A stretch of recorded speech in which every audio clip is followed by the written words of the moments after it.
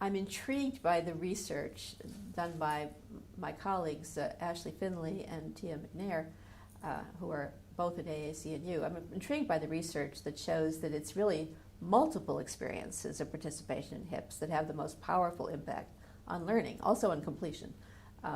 Completion evidence came from elsewhere, but they showed that students report deeper levels of learning, general learning, practical learning, a sense of their own personal development, professional development, when they're taking part in more high-impact practices. But the gains are highest for Asian American students.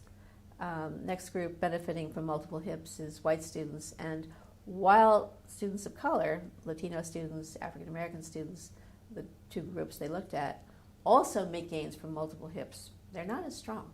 So we need to know better what students are actually experiencing, students of color, students from first-generation families, et cetera. What are they experiencing when they take part in high-impact practices? This is for higher education generally. We don't begin to know anything about the questions that students are actually bringing with them to higher education when they enroll. Every student has some set of questions that she cares about.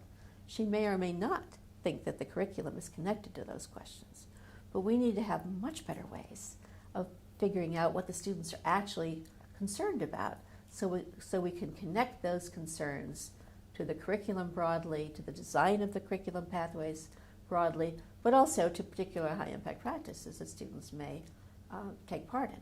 So if the student is interested in questions about poverty in her own community, then how can we make sure that she's taking part in a course of study and, let's say, community-based learning that helps her dig into that and figure out how she can become a problem solver with others in working on those kinds of questions.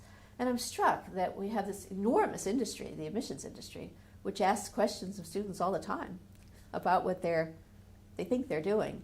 And I am unaware of any institution that connects the information you might be gaining from students' applications to college with the choices they're making about how to chart a pathway through college and how to make sure that college engages them with their own questions.